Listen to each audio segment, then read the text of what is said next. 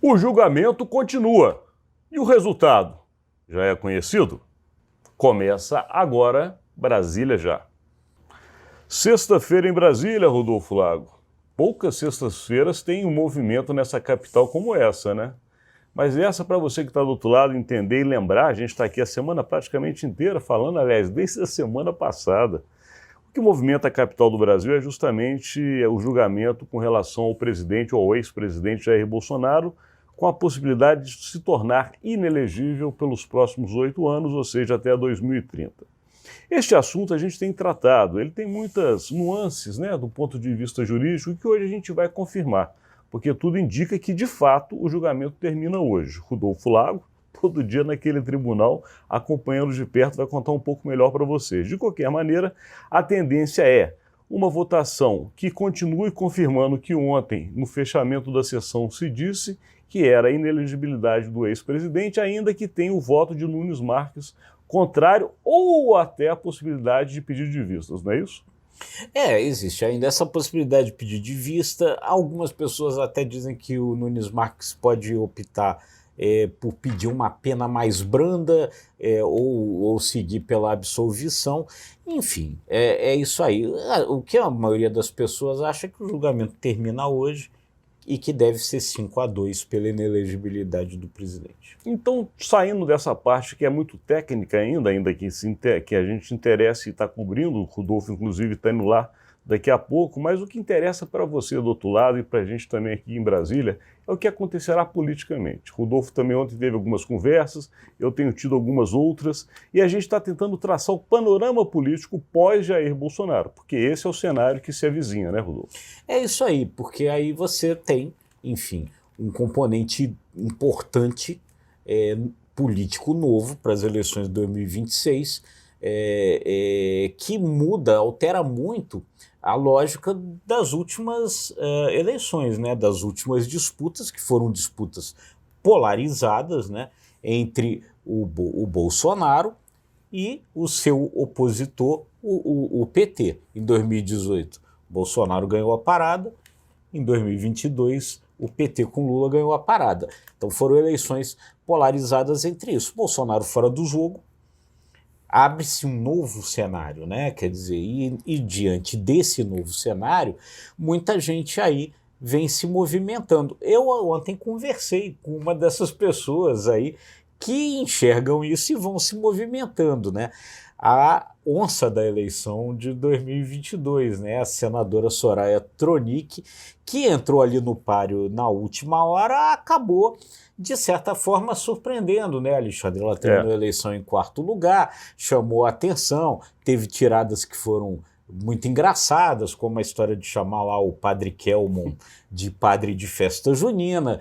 Então ela mudou agora de partido, saiu do União Brasil, foi para o Podemos, com algumas perspectivas que visam aí 2026, em princípio para disputar a reeleição para o Senado, mas por que não para disputar a eleição presidencial num jogo que vai estar muito diferente. E você vê que tem várias pessoas se movimentando nessa mesma linha, né, Alexandre? Eu conversei também esses dias com alguns políticos de direita, ou mais de centro-direita, e eu ouvi duas opiniões que me chamaram muita atenção.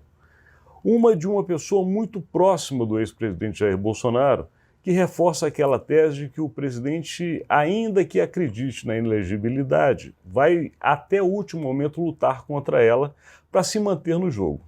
Já outro, que fez parte do governo Jair Bolsonaro, milita nas hostes de direita, vê Bolsonaro fora do jogo como um grande benesse para o mundo político. Por quê? Ele diz o seguinte, que, primeiro, ele considera Jair Bolsonaro uma pessoa muito instável no trato, que politicamente é uma pessoa complicada para se lidar.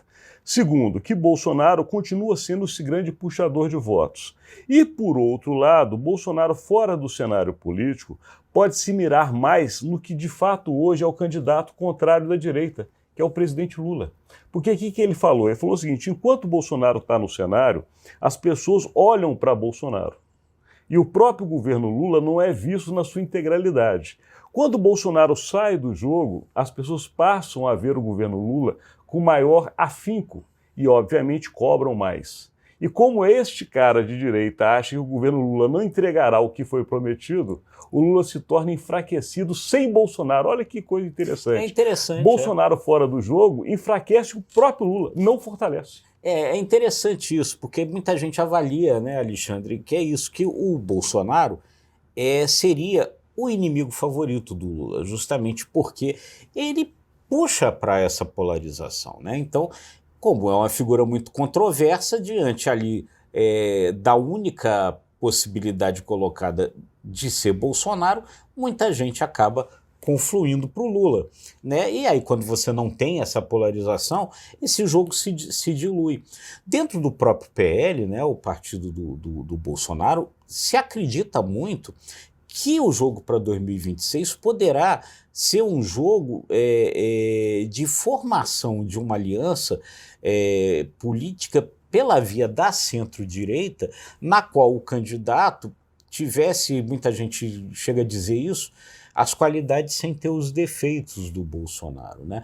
Quer dizer, um candidato de direita, mas que respeitasse o jogo democrático, que não parecesse que quer sair do jogo democrático, ir para um jogo autoritário, autocrático, e aí é por essa linha que vai se construindo aí, porque a boa parte, de fato, e é importante observar isso, dos movimentos que estão acontecendo, a maior parte deles é justamente pela linha mais conservadora, nomes mais conservadores que vão pulando aí no cenário político. Então vamos acompanhar. Rodolfo, como todos os dias, vai acompanhar de perto essa última etapa, o que se espera do julgamento com relação à inelegibilidade de Jair Bolsonaro, mas eu gostaria de encerrar esse conteúdo essa semana, Rodolfo, com uma frase que eu ouvi destas fontes da direita, e eu achei interessantíssima, porque a frase foi dita da seguinte maneira: o capitão virou cabo, dizendo que Jair Bolsonaro,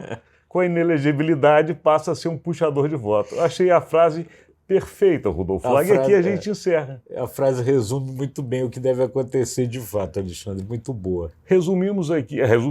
Encerramos aqui a nossa participação desta semana, mas Rodolfo Lago estará lá acompanhando e na segunda-feira voltamos com mais análises e bastidores da política de Brasília. O compromisso é sempre contar tudo para vocês. Então, um bom fim de semana para todo mundo. Curta, compartilhe nossos conteúdos, se inscreva aí no nosso canal e até segunda-feira, gente. Muito obrigado.